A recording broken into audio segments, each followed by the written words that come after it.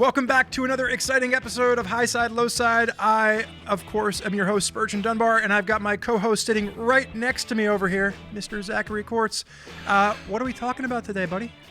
We are talking about full names, evidently. We're going with full-on Spurg and Dunbar, Zachary Quartz. Zachary. Yeah, if you pronounce it phonetically. Yeah, we're talking about the news today, everybody. We're talking about the latest and or greatest in the motorcycling industry. It's been an exciting first few months of 2021. There's lots to talk about. We're going to chew it over, hopefully in a way that you enjoy. Hopefully you always enjoy this. But before we dive right into all the exciting things that have been going on in the world of motorcycling, let's take a quick word from our sponsor, Motul. Okay, everybody. We are back. I want to promise that it's an exciting episode of Highside, Lowside, as Spurgeon did, but it always makes me nervous, by the way, Spurge, when you do that, when you say like, welcome to an exciting episode. And I think, geez, that's a lot of pressure. I think they're all exciting. And I think my biggest, I mean, you can tell by how loud my voice gets in every damn episode that they're exciting episodes. So that's right. Have no doubt. I mean, some of the headlines that we're going to be talking about, we've got, there's been Buell has announced that they're coming back. Harley's announced a Pan America. We've got some specs on that. We've got swappable electric batteries, and we've got a union between European manufacturers and and Japanese manufacturers. Like, there's so much. And there's a new Hayabusa. I mean, come on, Zach. There's nothing but excitement in the news. But before we do that, we should let you know that one, this episode is not going to have a guest. It's just Mr. Quartz and myself going back and forth, and we've got our winner. Who has won the T-shirt today, Mr. Quartz? Mr. or Mrs. Rob Halpin. For quite an entertaining comment, we thought. This is why we selected it. So Rob says this is a godsend for anyone stuck in their garage working on their bike alone in this frustrating time. So you're thinking like he's really going to compliment us. But Rob goes on to say, it's like having your mates round to work on the bike with you. They never lend a hand. They just stand around the garage arguing about bikes and drinking all your beer. And, you know, honestly, that's as good a compliment as we could hope to get here on Highside, Lowside, wouldn't you say? Yeah, I mean, that pretty much describes us to a T. We're not there to help. We're there to watch, critique, and drink your beer. Right. At least we can't actually drink your beer, Rob. But we're figuratively drinking your beer. Believe us. So please do send an email to highsidelowside at RevZilla. I've been where you shopping shop for your homes and you get your motorcycle content. RevZilla. I have been doing a lot of house shopping lately, which is a mixed blessing. And so obviously that's stuck in my head. But seriously, Rob, send an email to highsidelowside at RevZilla.com and claim your free Highside Lowside t-shirt. And then please do wear it with pride. And for those of you listening, if you want to be like Rob and win yourself a free Highside Lowside t-shirt, all we ask is that you head over to Apple iTunes and leave us a review there. We've had a couple of different people commenting in about like, well, I don't use Apple iTunes. Unfortunately, Apple iTunes is the only place right now that does allow for folks to leave reviews on the podcast. So please subscribe to the podcast, leave us a review on Apple iTunes. And we read them all. We pick a winner and then they get a free t-shirt. And listeners of the podcast will know that occasionally someone just sends a very warm or sweet or thoughtful or funny or creative email to highsidelowside at RevZilla.com. And Spurgeon Dunbar takes it upon himself to just give them a t-shirt anyway. So I have that kind of power. That's the power that I wield in the world, Zach, is I get to send out free t-shirts willy-nilly. So if you fancy yourself, if you want to try to woo Spurge into sending you a t-shirt, you can always do that too, especially if you're an Android user and you're not like, I'm not into Apple, but I'm very creative. Then Zach, someday you too will have the power to send out all the free t-shirts. I will teach you how to do that someday, but not for right now. Right now, for the rest of this season, I'm holding on to that with an iron fist. Fair enough. For right now, I only have one Highside Lowside t-shirt to give away, and it's mine, so I think I'm going to keep it for now. All right, so let's get things started with some of the things that have been happening, right? Let's get things started here at RevZilla.com. RevZilla.com. So, I was thinking about a couple different ways that we could approach it. We could go with like the recency effect. What's the story that's happened the most recent, or we could just go with one that actually has a little bit of relevance to one of us. I mean, yeah, you gotta ask me about. You don't want to ask me about what it's like to use adaptive cruise control and radar on a motorcycle. You gotta ask me. I know that you're excited about this. So here's what I want to do. I want to say that God. KTM has announced a new 1290 Super Adventure S, and the biggest change that we've seen with this is they're adding adaptive cruise control. That's the biggest update. You, sir, have just ridden the Ducati Multistrada V4, and that also got adaptive cruise control. So, what did you think? Did you like the adaptive cruise control? Was it a technology that you could see yourself utilizing if you were to buy it? Mm-hmm. So I will say I live and test motorcycles in and around Los Angeles, California, the land of freeways. You take a highway to get absolutely anywhere. And your freeways have personalities. You get a "the" in front of them. You're not taking 405. You're taking the 405. Yeah. Not Pacific Coast Highway. The PCH. Yeah. Exactly. So, point being, adaptive cruise control, like anytime I go anywhere, I'm going to get on a freeway, and I'm going to be behind a car. So the adaptive cruise control is pretty keen, I thought. I will say it works amazingly well. I thought it was going to be glitchy. It's not an in-house Ducati system. Of course, they partnered with Bosch after doing a whole bunch of their own research, Ducati. But yeah, it's remarkably good. I used it in a variety of different ways. It works on cars. It works on motorcycles. I tried it on twisty roads, going slow behind traffic. It worked there as well. You can shift while you're using it. It's like kind of like remarkably advanced. And I tried to fluster it and I couldn't. So the short answer is, yeah, it works great. It's really impressive. I can't picture you going slow on twisty roads. I don't think I've ever heard of you going slow on twisty roads. So I don't make a habit of it, but for the sake of testing, I'm trying to be an objective journalist here. And I found myself behind a pickup truck on a twisty road. And so I set the adaptive cruise to like 50 or 55 or something like that. The truck was going 35 or 40. And there we did. We just trundled along down to 30 miles an hour, up to 40 miles an hour. I didn't touch the throttle, didn't touch the brakes. The bike just speeds up and slows down. It didn't get confused by guardrails or shrubs on the side of the road or anything like that. It's pretty impressive. It is, I will say, sorry, just really quick. It is a bit of a party trick, right? It's a luxury feature, adaptive cruise control. You don't need it in any way, shape, or form. It doesn't make the bike that much safer realistically. But the other thing that it has is radar pointed out the back of the bike, which allows for blind spot warning, which is something that cars have had for a while now. But I thought that was pretty cool technology. So let me ask you this. So this goes into being a party trick, right?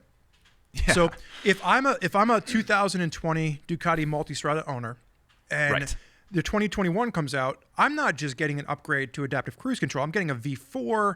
I'm getting all of this valve extra springs. You're getting valve springs. I mean, I'm going to a 36,000 mile valve train interval or some crazy number that Ducati has blown us away with.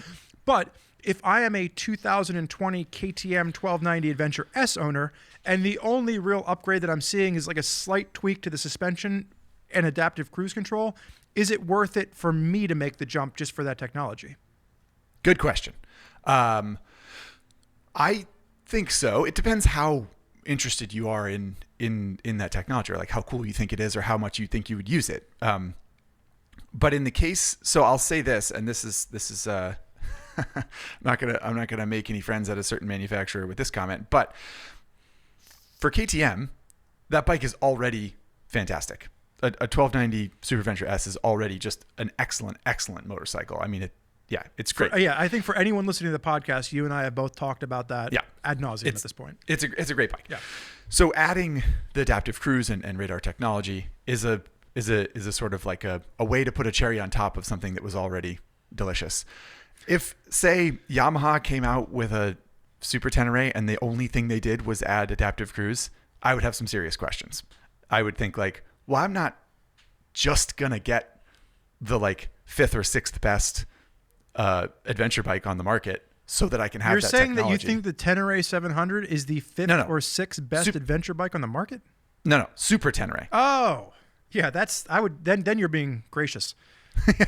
Anyway, the point is, it is a good upgrade in so much as motorcycles are really advancing to a point where it's hard to imagine them improving in really big ways. And the adaptive cruise, the radar technology, it is for the first time in a while, kind of a seismic thing, you know? Like, yeah, the Multistrada V4 valve interval, the 37 mile 37,000 mile valve intervals is remarkable. But practically, as you ride the bike, it doesn't change much about your experience. I would say, but I say that is by definition a practical improvement, right? Like that's going to save you money. I mean, as you go down a twisty road, or as you go down the highway, you're not like, wow, look at me go with my look at my valves over here doing their job, requiring no maintenance. Whereas the momentary experience of using radar is groundbreaking, frankly. So let's move on and talk about real groundbreaking technology, or perhaps the lack of groundbreaking technology. Kawasaki has reintroduced a KLR650 as well. What do you mean, man? It's got a fuel gauge now. And a dash. And an LCD dash. Yeah. Fuel injection. It's got fuel injection. That's more important than the dash. Yeah. So this goes, I think this goes in line with our, I don't mean to jump the gun too hard, but we were talking about the Hayabusa. They did come out with a new Hayabusa as well. And I feel like the KLR and the Hayabusa, being completely different motorcycles for completely different, users and intentions, they followed an interestingly similar motif in their update, right? Which is that how much do you update it? If you update it too much, then it's too much and people won't like it anymore, right? It's a cult classic. And so I want to speak briefly to the KLR 650 specifically for a second, because I think that's a great point. I think both Suzuki and Kawasaki re-released bikes. They made them slightly updated in the fact that they were now able to pass emission standards. And I think that's the biggest thing for the KLR 650 was I read a lot of people complaining that, oh, they didn't make it a parallel twin. Why didn't they take their 650 engine and turn it into an adventure bike? It was never supposed to be that. The KLR 650 is a throwback to simplicity. And I think the fact that Kawasaki just brought it out with fuel injection and a few small tweaks to make it compliant was the right move. I think what people are really complaining about is that Kawasaki doesn't have an adventure bike. And I think that in addition to that, really Kawasaki should be planning on using their parallel twin platform to come out with something like a Tenere 700. But they are two different bikes. Yeah. That's true. It's very, very true. And I think that you really can't blame Kawasaki at all for doing what they did with the KLR. And I don't blame them. I commend them for it. I think, absolutely. I live in a world where, like, if I buy a pair of Levi's this year, 6 months from now, I'm like, man, I want to go to another pair of those Levi's. And like Levi has Mr. Levi Strauss has changed the pants completely. So I commend a manufacturer for saying, you know what, this has worked for us for 30 years. We're just going to keep doing the same thing, but we'll make it compliant. We're just going to update the dinosaur. Exactly. It's a great move.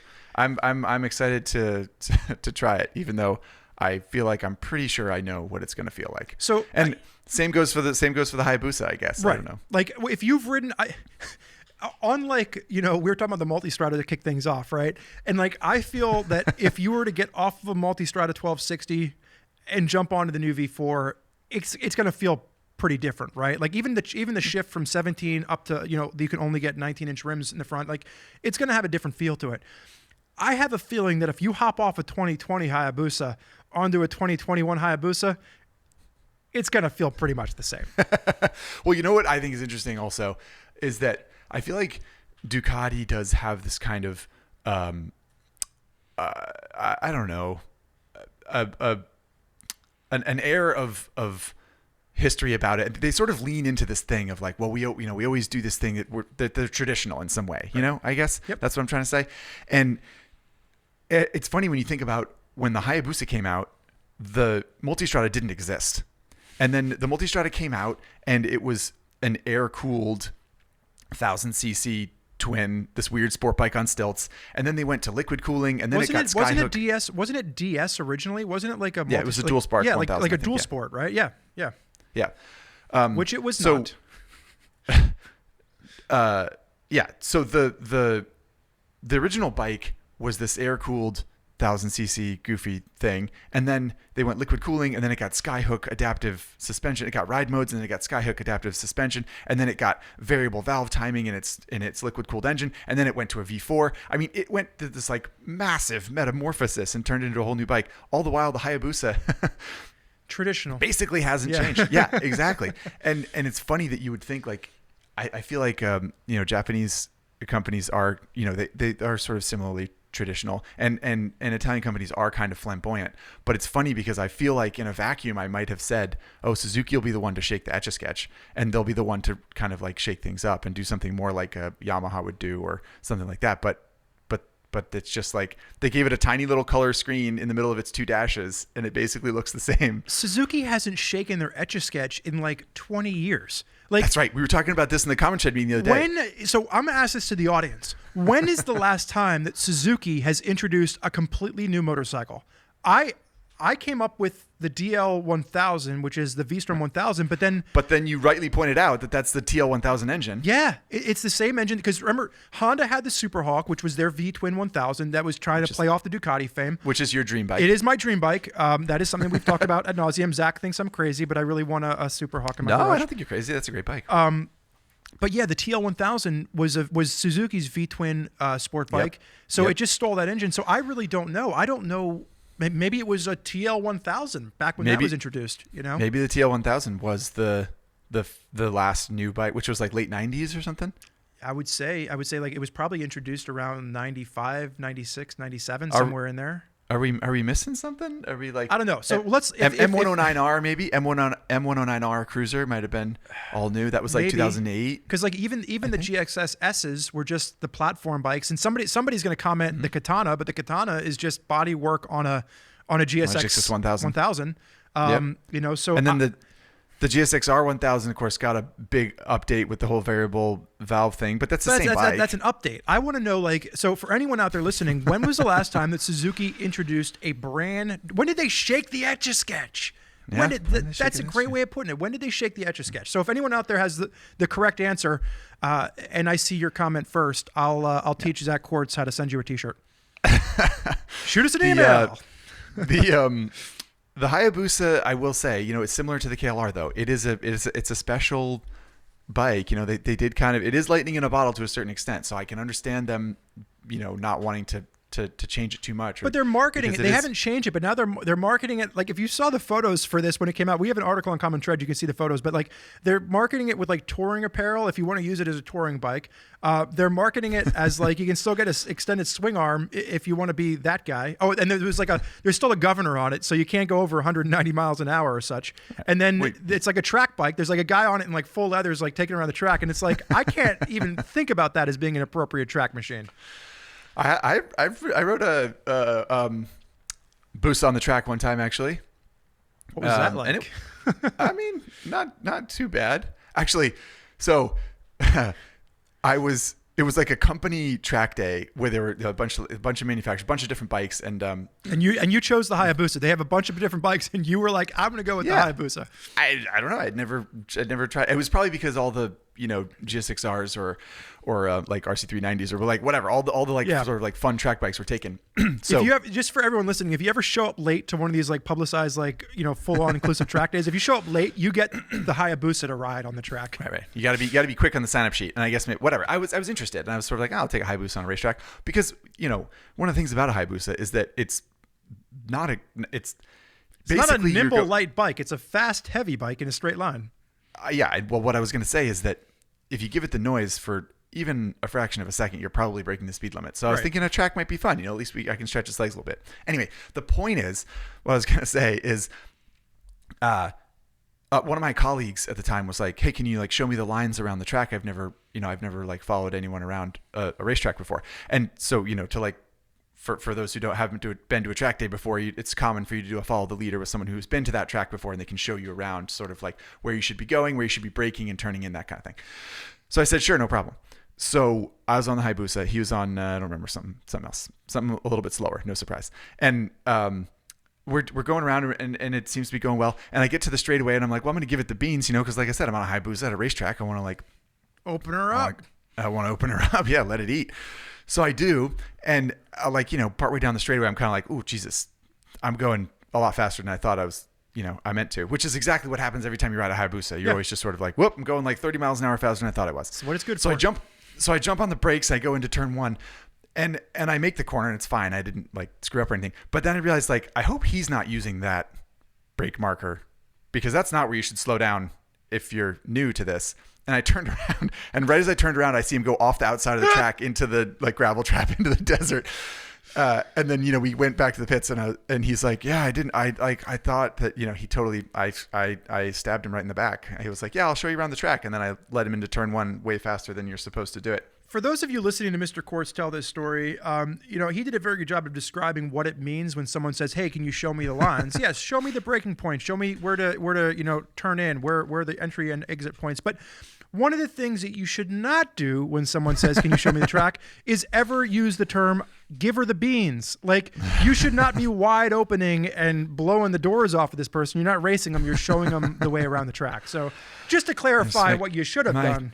Innate instincts were to give it the noise. I couldn't help it. Anyway, the Hayabusa is it is, like I said, it is a special machine in its own right, and for what it's worth, a decent sport touring bike. Which is why if you see guys that have like a high guys or gals that have high windscreens and like some luggage on there, they're not crazy. It's actually a pretty comfortable sport touring bike. So especially if you want to go 190 miles an hour. Let's. We have some more stories that we want to jump into. I know that we want to talk about Triumph's new Speed Triple. Again, we're coming back with news on Harley-Davidson, Pan America, Rewire, Hardwire, all that jazz. Mm-hmm. But let's take a quick word from our sponsor. Okie doke, everybody. We are back. And before Spurgeon starts talking about Harley-Davidson, because I know that's what he wants to do, I would just like to say, speaking of racetracks, we're ramping up to. I don't have my buddy Lance Oliver here to talk about racing with to put Spurgeon to sleep, but I should say that we're ramping up to race season here. There's some racing news. We got Valentino Rossi in MotoGP on a satellite team for the first time in 20 years. Not that exciting, to be honest. But I will say, wait a second. I didn't know that. I didn't read that.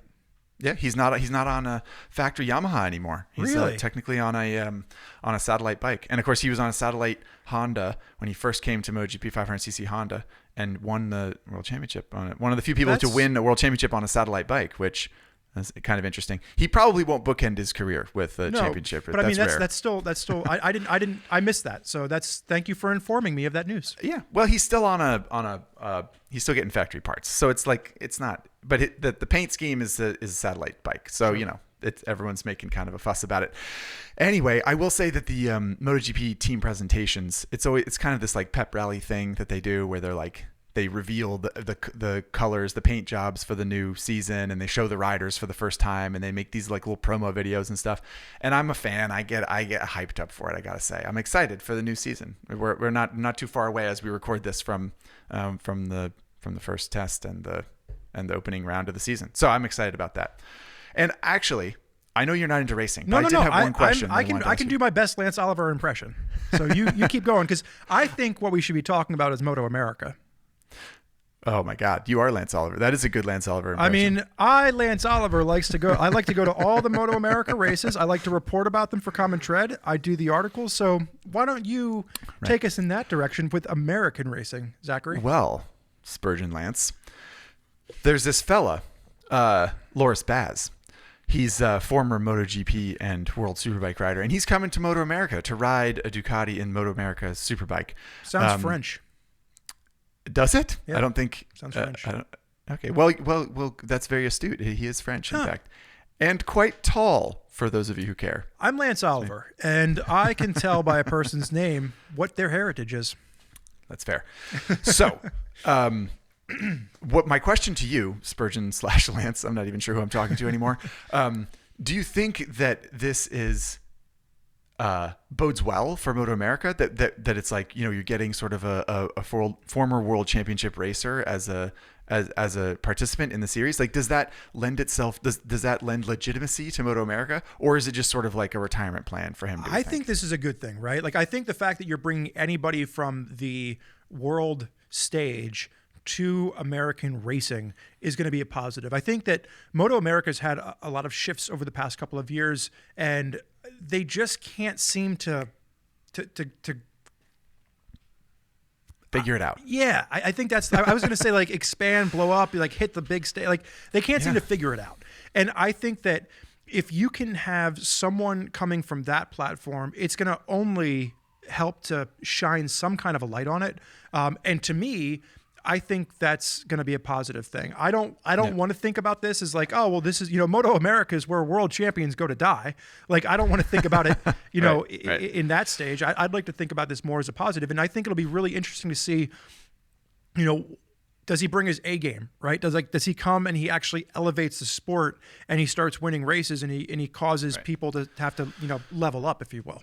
That's what I would like to think would happen. Absolutely. Yeah, I agree. I like to think that that's what'll happen too. I like to think that people will have to buck up. And even if he, mops the floor with all of the best that America has to offer now and again, it offers a challenge for people. So I agree. And I hope people listening, if you're interested in racing at all, MotoAmerica series is pretty good. There's been some really good racing in the middleweight classes lately, and they have that Twins Cup, which is pretty good, and then they have the Junior Cup, and that's bred quite a bit of talent lately. So definitely worth watching. You can stream it online as you can with most race series these days. So yeah, I guess that's all. That's what you can shake yourself out of your hypnosis being Lance Oliver. No, man, I think it's a great. I mean, like I said, I don't necessarily follow it as closely as you and Lance do, but like there's definitely pieces of it that I find extremely interesting. The fact that Valentino's moving to a satellite team, that is something that intrigues me to like just tune in and see how he does on a satellite team. But speaking of Lance Oliver. For those of you out there listening, you're not sure who we're talking about. We're talking about the Silver Fox. We're talking about the managing editor of Common Tread magazine on RevZilla.com. And the Godfather. For a lot of people out there listening, they don't realize that Lance Oliver is one of the original Triumph Speed Triple owners. Now, the only factory naked sport bike that I can think that even goes beyond a Speed Triple. When we talk about like the hooligan class of bikes that really started, in the late 90s, early 2000s, you had the Ducati Monster, and then Triumph answered like a year and a half later with the Speed Triple. And the Speed Triple at one point was an everyman's bike. Lance talks about when he bought his, he bought it because it was just a fun, naked sport bike. And my first memory of Lance before I ever realized it was I had read an article in Rider magazine as a kid about this crazy guy that went moto camping on his Speed Triple, and he woke up in the mountains of West Virginia and it snowed on him. And like I was working with Lance for like 5 years before I put two and two together. And I was like, did you freelance an article in Rider magazine about taking your Speed Triple? He's like, yeah, that was me. So long story short, Triumph has introduced a new version of the Speed Triple. And what at one point was, the naked sport bike for the everyman that was affordable and attainable and yet amazing performance and a lot of fun to ride. They have now introduced a new Speed Triple RS 1200. It is only available in the RS top of the line package. It's going to be, what is it going to be? A little over $18,000. And this is now, Triumph is claiming that it's going to be, is it the most powerful naked sport bike on the market, or like one of the most powerful? Did we save I don't think I saved the actual it was a pretty aggressive quote. Yeah, it wasn't the most powerful in the world, or it wasn't quite that crazy, but it was something like, the most capable naked sport bike of all time, or it was something where you're kind of like, whoa, really? Like they were definitely, they're putting their toe on the line, and they're going nose to nose with, Aprilia Tuono, Ducati Street Fighter, Super Duke. I mean, like their BMW S1000 Single R. There's some really spicy competitors in that category, and yeah, they're just walking up to the line saying they think they got something. So I'm Triumph builds good bikes, so I'm excited to try it. I'm interested because here's the deal: when this bike came out, like I said earlier, there wasn't competition. You had the M900, you had the M900, you had the Monster 900. It was mid 90s. Yeah. It was a long time ago. Yeah. And so now, the biggest problem with the Speed Triple is that the Street Triple has almost surpassed it. If I had to choose between the Speed Triple or the Street Triple in Triumph's line, I would go the Street Triple RS. I mean, it's more fun to ride at a racetrack. It's more manageable to ride on the street. It's a better all-around bike, and it's more affordable. It's like $12,500 for the top of the line RS version. Now, that's not just, and then you could just go with the R version, and that would probably be good for 98% of the public, myself included. But I think now when you're saying that Triumph, the Speed Triple had become long in the tooth, it really wasn't competitive, against all these other top bikes. It's going to be interesting to see if the claims that Triumph has put forth are going to hold up, because it was pretty impressive. It was like 430 pounds wet or 440 pounds wet. It was a pretty aggressive, spec sheet, if you will. Yeah. Like I said, all I can say is the Speed Triple historically has been a fun bike. Here, I've got my quote for you. So it's okay. It's 100. They're claiming 177 horsepower, 92 foot-pounds of torque, 437 pounds wet, full Olin suspension front and rear, and it's now an 1160cc triple engine.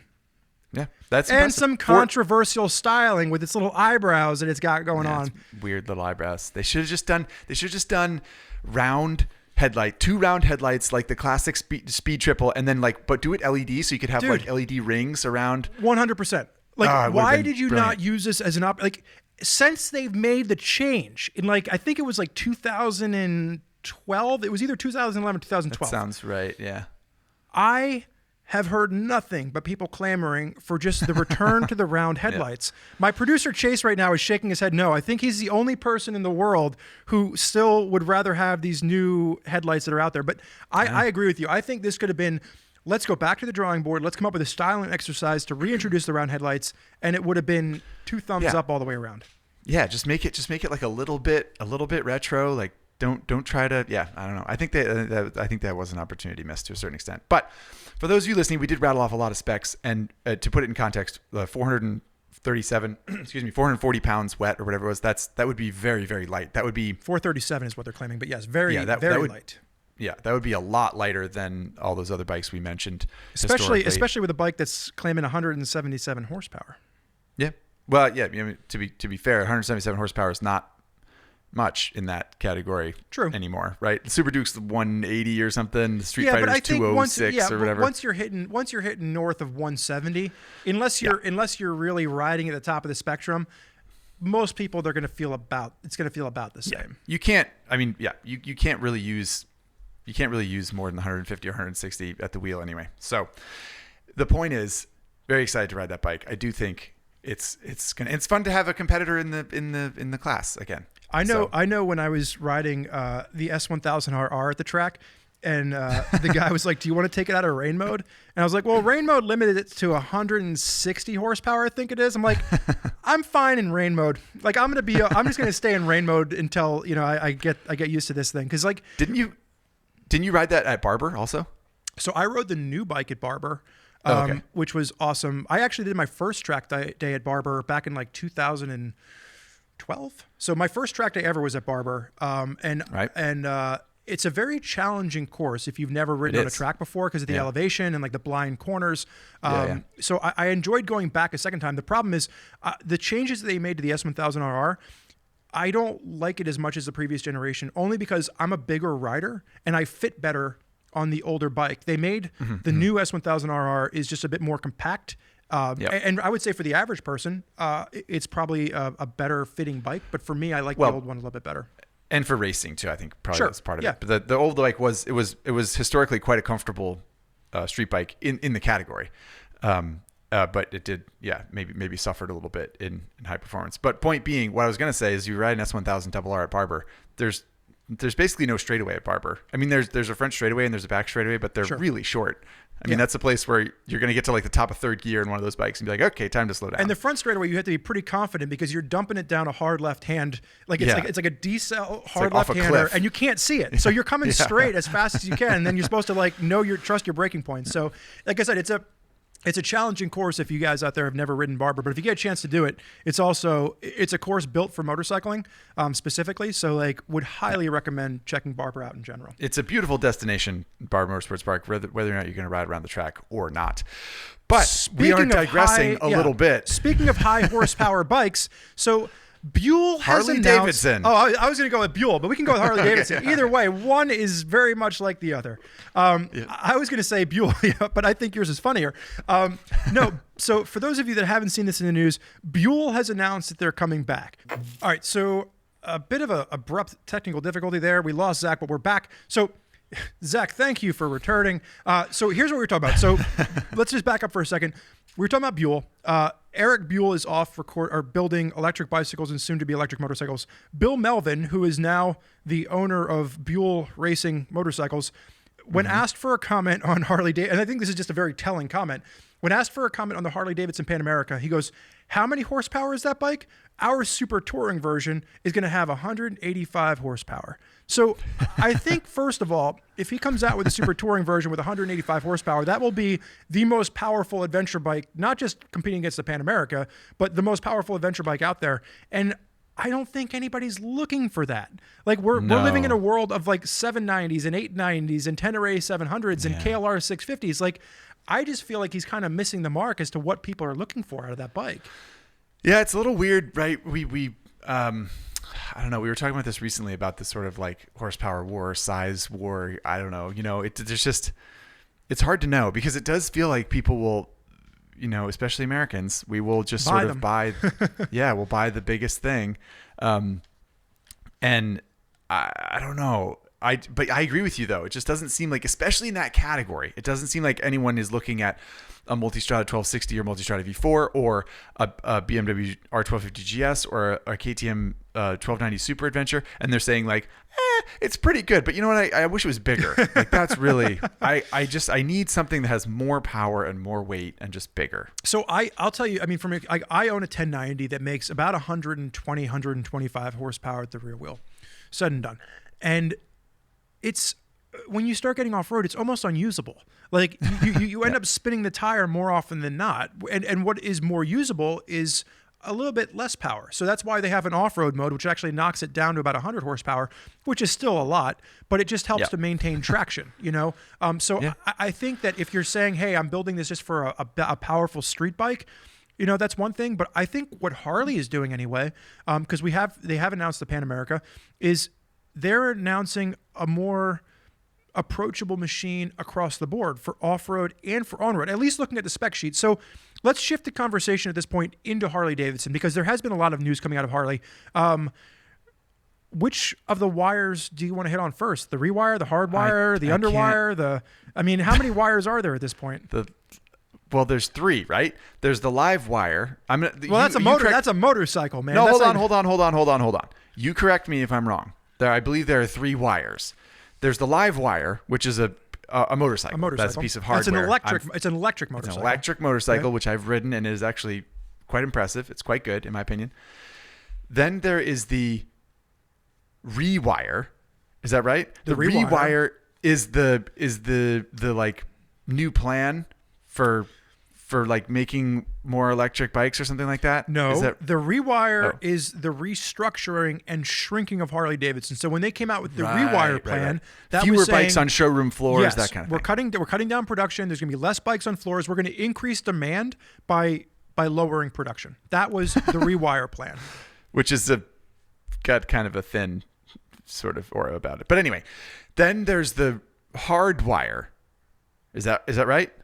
Hardwire is the plan to build more electric bikes. Hardwire is electric bikes and new models. I would say that the Pan America probably falls under I was going to say the live wire, but that's the motorcycle.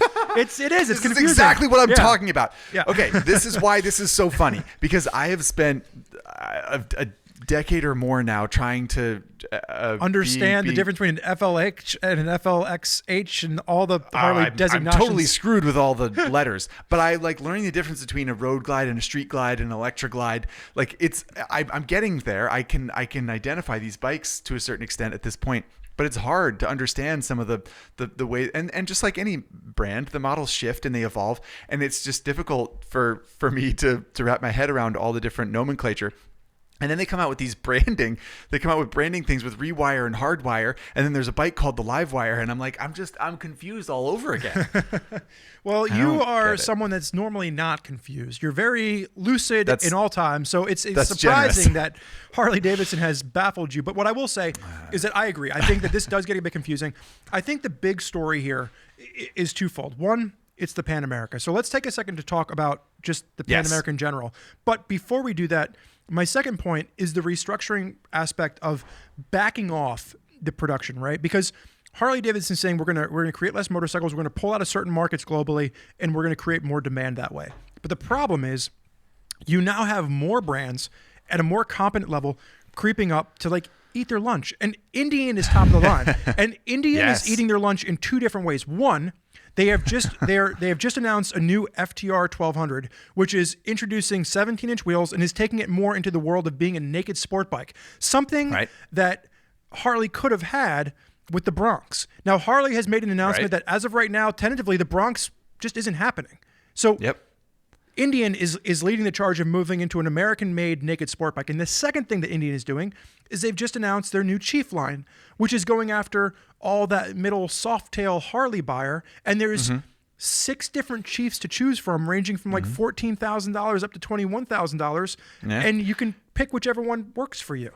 And they're like handsome, clean they're pretty looking bikes. Nice looking bikes. They're like the good blend of sort of like modern and advanced in a technological sense, but also simple and clean from a design sense. It's good. It's good. You got to say it's good, and, unless you're Harley, and then you got to say it's bad. And in addition to Indian, you've got Honda. And Aaron Henning has just rode a new Rebel 1100, and now you're getting a bike that is approachable. It's sub $10,000. The manual transmission is like $9,300, and there's a DCT version. So for folks that want a cruiser and you want to get into it, you might not, be comfortable with shifting.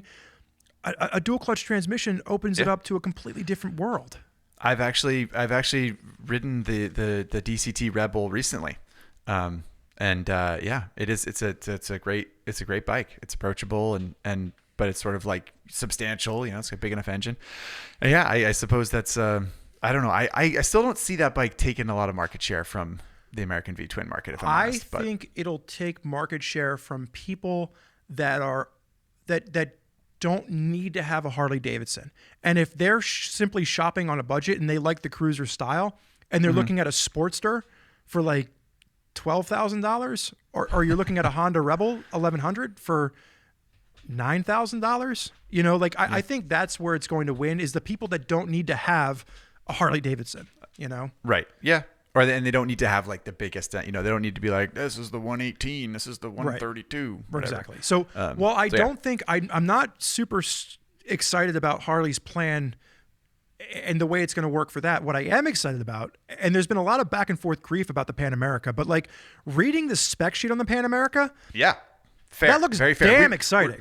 We're throwing a lot of shade toward the motor company right now at Harley-Davidson, but the spec sheet does look pretty good, and it's got some nifty features. Look at that whole. I'm caught in two minds about this, but I admit that it's a cool feature. The whole like thing where when you slow down, it lowers the suspension so that it makes it itself more approachable, and then as you ride, it raises up. So you're talking about adaptive ride height technology. Now, first of all, no one else has done this before.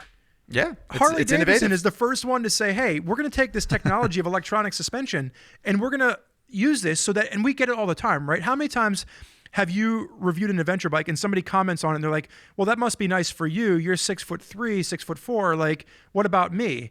And this is a solution for that works. So if you are a shorter rider, what we're talking about is that the electronic suspension on the premium model. So backing up for a second, there's 2 different versions. The Pan America came out in the base package. It was announced at $17,399, I believe. I could be off by about $100 there.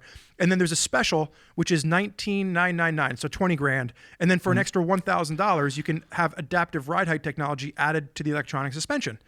And it lowers and raises as you go. So if you are having trouble getting on the bike, it lowers itself down.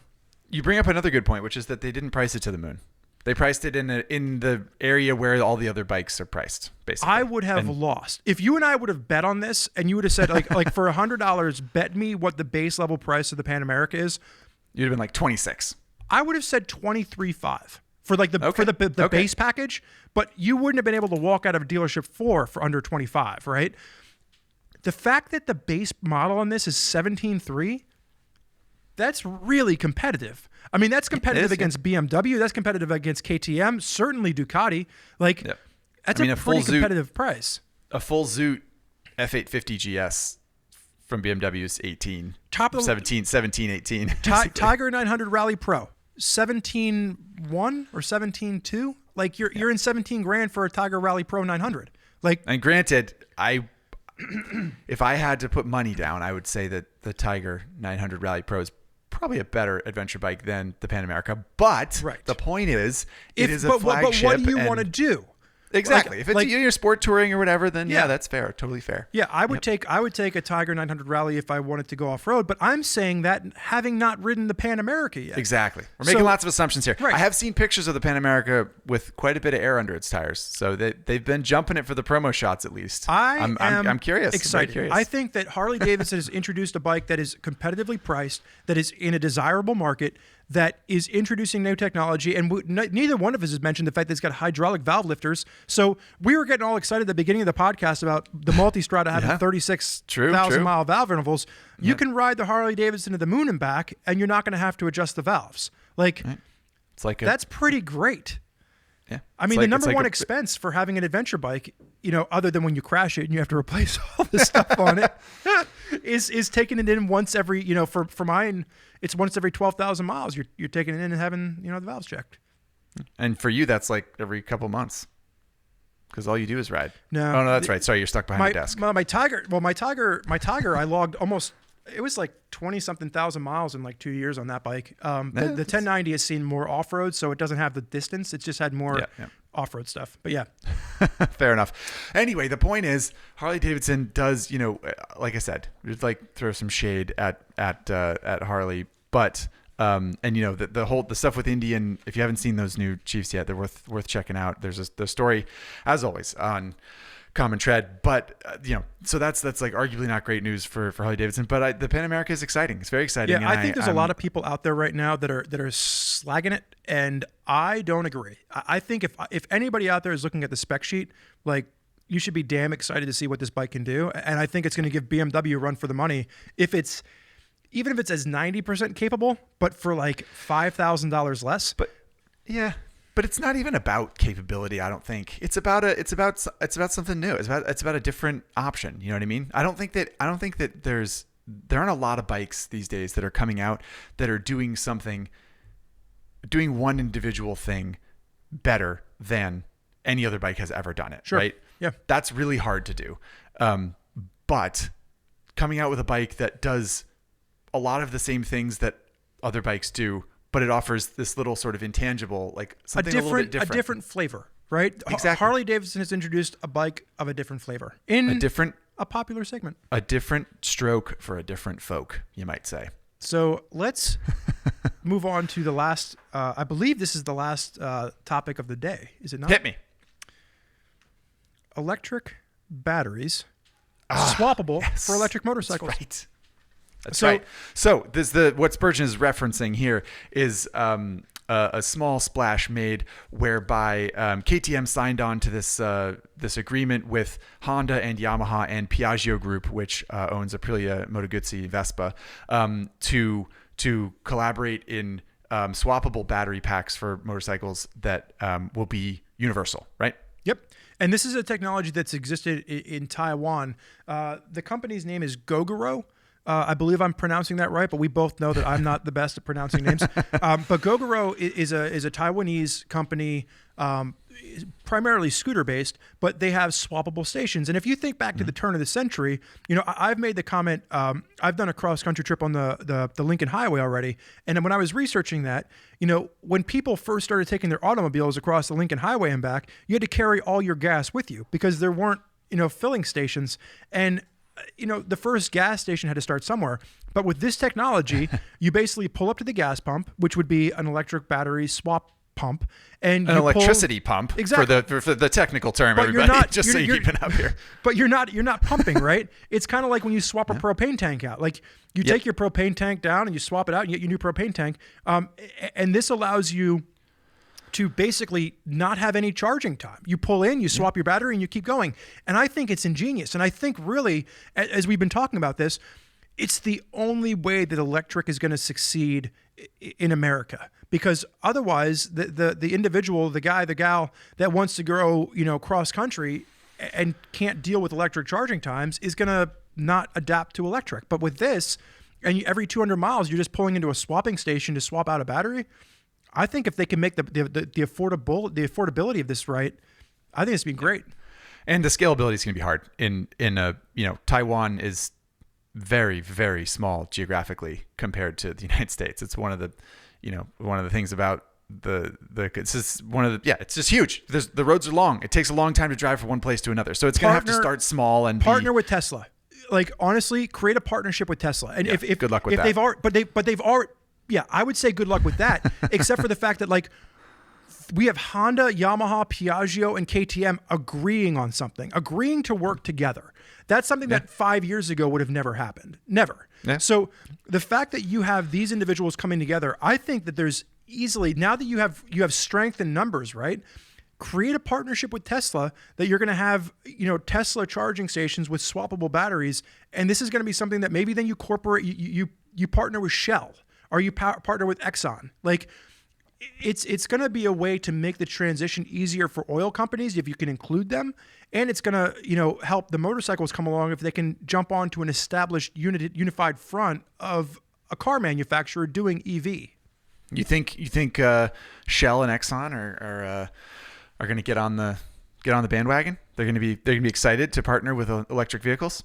I saw in the news this morning that companies like Volvo and GM are claiming that by like the 2030 mark, 2034, we're going to have all EV manufacturing. They're going to eliminate using combustion engines in their vehicles. Now, frankly, I think that's crazy. I think that's a goal to really shoot for. It can't.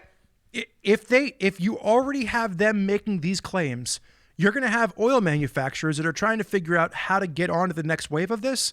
And I think that you're going to end up with some oil producers that are going to be pretty excited to figure out how to move their corporation forward. Right. But yeah, the whole electric thing is not going to happen. Like, there's not enough.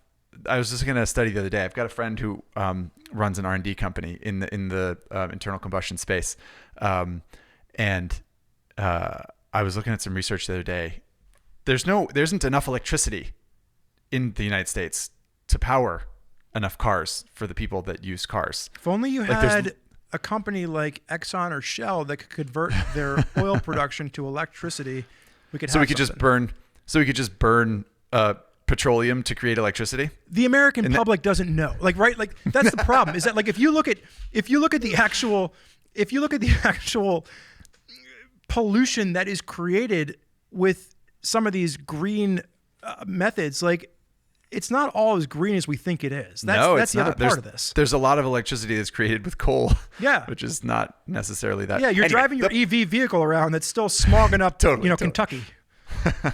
The point is, it's exciting that these manufacturers have sort of like at least shaken hands and decided that it's worth working toward this idea. Because if you want to ride a long distance, unless you have a team of people helping you keep your electric vehicles, I won't name any names, up and running, what is realistic is to use gasoline in this day and age.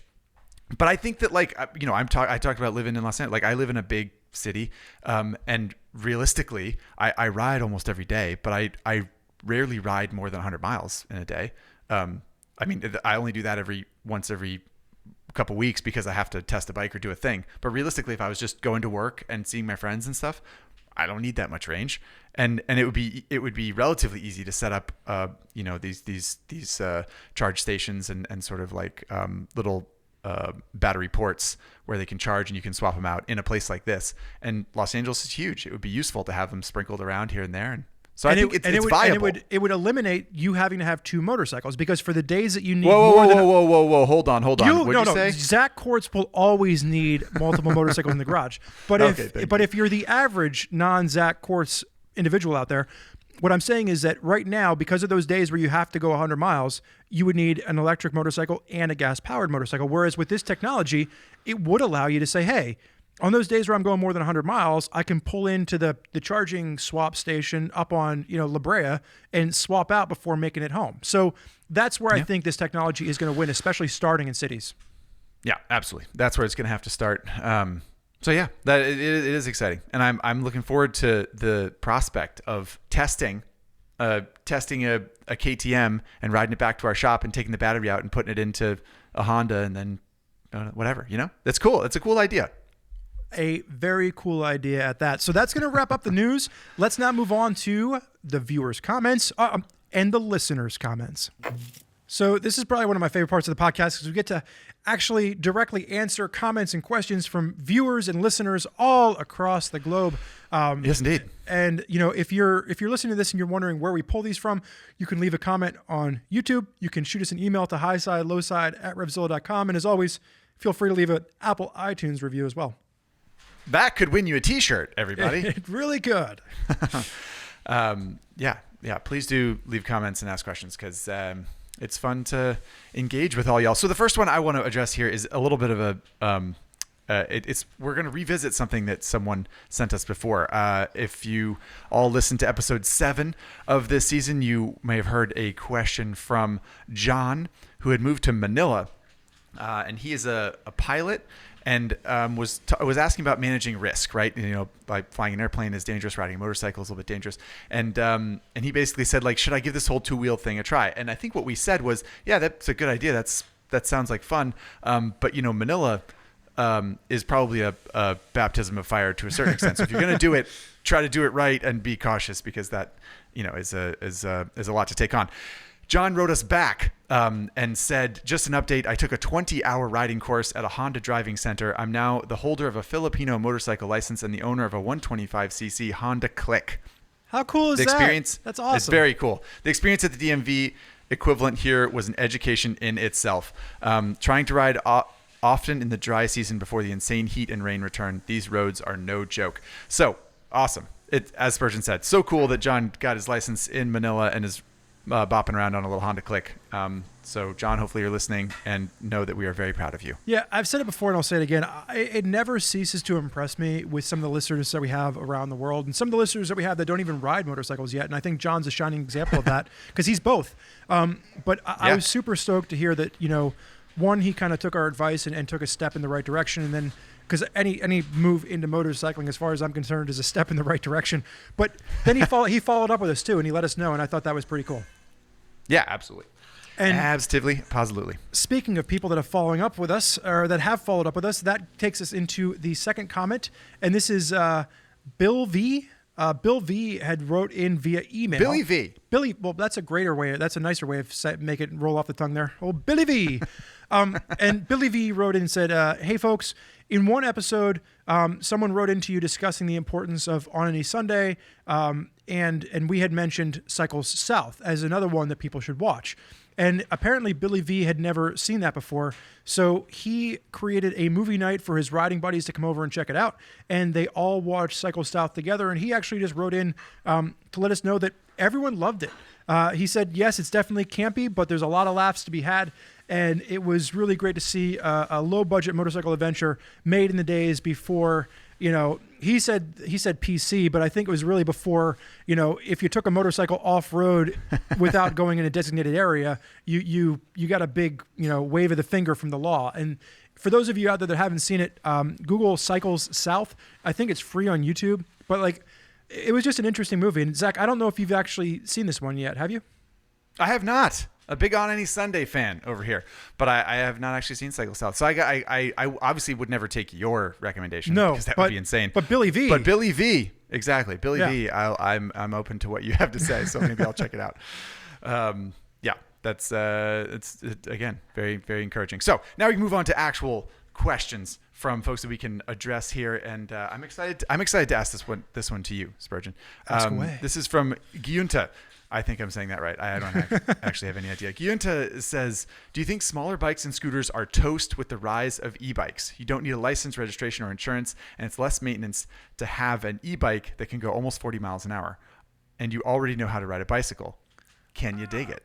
So I think e-bikes are going to be extremely popular for a lot of reasons, for all the ones that were just listed, right? And we've talked about this before on the show. The fact that you don't need a license or special insurance to go out and hop on an e-bike. Now, I would say, and you've probably ridden one of the faster ones out there, because I rode the base Super 73, and you rode the Super 73 RX, I think it was? Prescription, yeah. RX. But they're about as fast as a Honda Metropolitan 50, but after a little while, you're still using leg power for some of these, and you're still going to have a limited battery length. So I think you're still going to have a very popular scooter segment. I mean, a Metropolitan 50 can be used for a little over $1,000, if not right at $1,000. It's a fun get around the city commuter, requires almost no maintenance. And yes, there are the requirements as you get up into larger scooters of having to get a license and having to have insurance and all that jazz, but it is very minimal. So I don't think it's going to replace it. I would hope that electric bicycles work as a gateway drug into getting people onto two wheels. Yes, absolutely. That's what I would say, is that I hope that they're not mutually exclusive. To my eye, there's still plenty to like about a scooter. There's lockable waterproof storage. There's the fact that you can get one pretty cheap that can go on a freeway. Like, your radius is bigger with a scooter. There's a lot more to that experience than you get from an electric bicycle, in my opinion. But I do hope that there's a bridge and a sort of like merging of enthusiasm. I think the biggest thing with electric bicycles is when I was a kid, if you would have told me I could have an electric bicycle with a range of 50 to 60 miles and go 25 miles an hour, that would have been for me the perfect solution before getting a motorcycle license or a driver's license. Like, I think electric bicycles are really going to become popular as just transportation methods for people at a younger age that may not necessarily be able to get a license yet. There's a lot of 14, 15, and 16-year-olds out there that could pedal the hell out of a bicycle. And then all of a sudden, now they're going to want a motorcycle. And we're going to see it, with Stasic serving the lower, segment of riders. I think this is now going to be a real nice stepping stone into getting into motorcycling as a whole.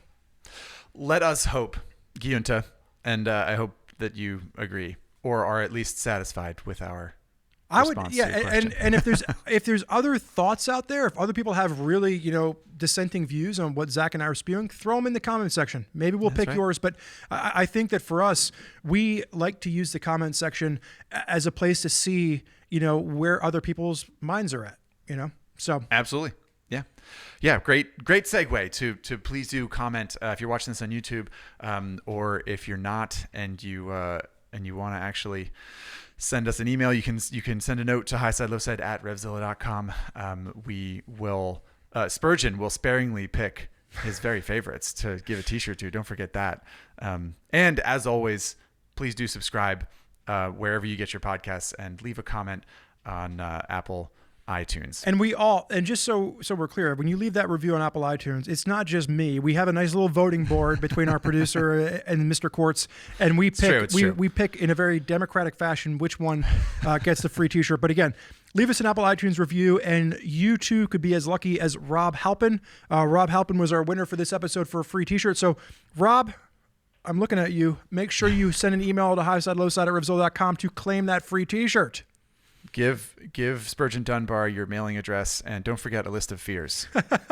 he really likes that. If you can do that, it'll be a great Halloween for you. I can promise you that. That's right. Well, best and worst free t-shirt you ever did receive. That is going to wrap up our episode on the news updates. I think we hit pretty much everything for the past couple of months, but darn it if there won't be more news in a few months for us to hit then. But until then, it has been a pleasure. I'm Spurge. Again, this is Mr. Zach Quartz. We'll see you next time on Highside Lowside. See you, everybody.